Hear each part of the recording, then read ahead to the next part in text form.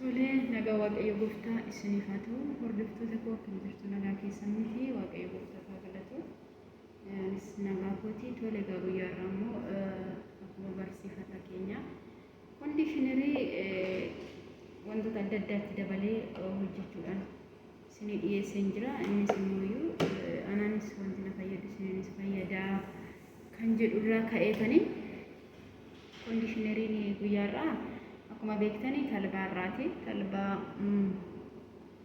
kunuuni talbaa irraati calaladheen jira. Talbaa irraa kanallee hin gatu jechuudha. Guyyaa irraa hin gatu waan inni itti godhuun qabu waan ta'eef jechuudha. Dabalataan immoo talbaatti wanta ajaa'ibaa tokko dabalee hojjedhaadha. Innis maal seetanii sunqoodha jechuudha. Sunqoo namoota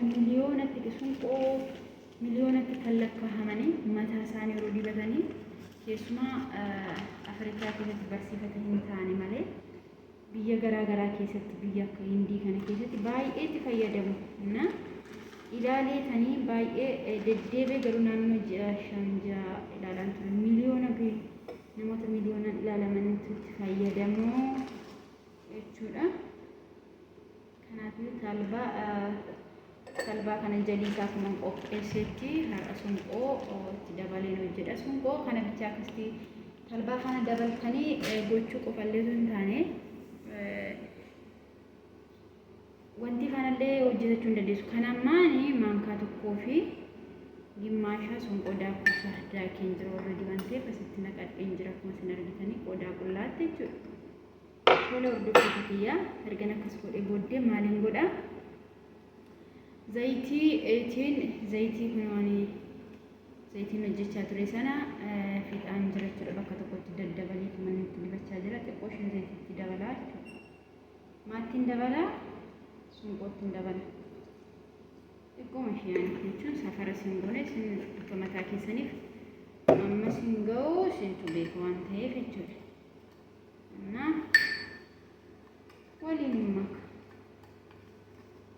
Waliin hin maka.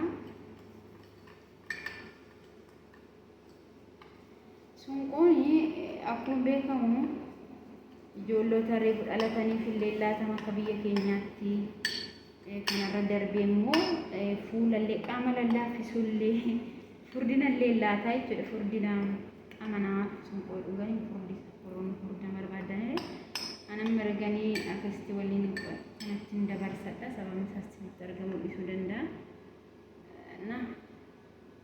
Kanatti dabarsee hin jiru hunduma isaayyuu sunqoo fi jalii talbaa walitti rukutaa hin jira ammaa jechuudha. Akkuma isin argitanii sunqoo fi talbiin talbaan jaliinsaa baay'ee dafee wal nama jalaa hin maku yeroo fudhachuu danda'a. Obsumaan afaan tura. Akka hanqaaquu otoo waan hanqaaquutti rukutanii jiraate irra jaalaa wal nyaata. Garuu hanqaaquu waan isatti hanqaaquu rukutan sana. Kanaaf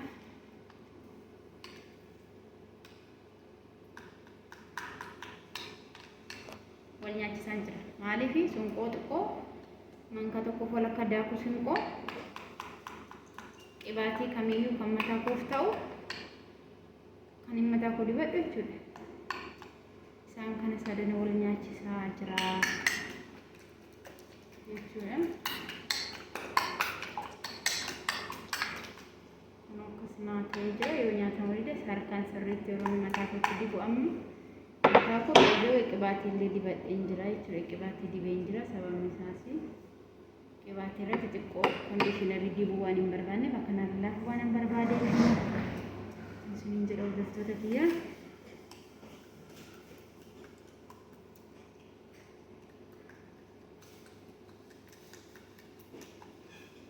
Maaliif yeroo hundaa daqiiqaan isaa kan dheerannee fi kan akkasumatti kunoo kana wal makeen jira. Nan dibaa harka kootiin illee wal nyaachisa kana caalaa jechuudha. Kun akkas nyaatee jira. Baay'ee talbaan yeroo fudhata beektu wal nyaatu waan tokko kana jalii waan ta'eef jechuudha. Bishaan waan hin taaneef isa booddee iskiraappiin hojjedhama. Iskiraappii akkuma isin beektan kunoo qola burtukaana nan qaba qola burtukaana qola lama qaba ishee kana yoo beektu ta'e ishee kana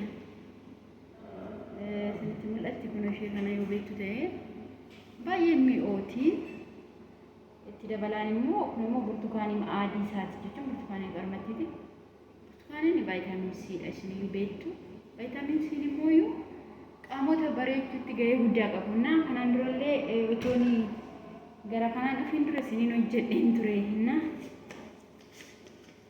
burtukaanii kanatti maalin dabalaa akkuma isiniin jedhee talbaa jalii kana kunoo jechuun ija talbaa naan qaba kunoo na baay'ee qaama lallaaffisa obboloota godhugaadha ani sammii lana yeroo darbee hojjedhe guyyaa masaana bakka hojiin jijjiirre waan ta'eef qodaa keessa kaayee fideetan asii na jalaatii dhangala'e jechuun dafeellee laallee waan ta'eef na jalaa dhangala'e na guyyaa tokko malee ittiin fayyadamne jechuudha baay'ina saanaan si margitan baay'ee hojjedheen ture garuu guyyaa tokko qofaan itti fayyadame garuu kun yeroo anna keessan dhiqatan anna keessan illee ta'e waan hundumaa isa fayyadamuu hin dandeessu jechuudha qaama keessanis akka baqallallaafisa miila goggoguuf miila fa akka inni itti bareechuuf dhugaan jedha itti fayyadamaa garuu gadhiifama ammas immoo isin irratti maashinii banuu kooti.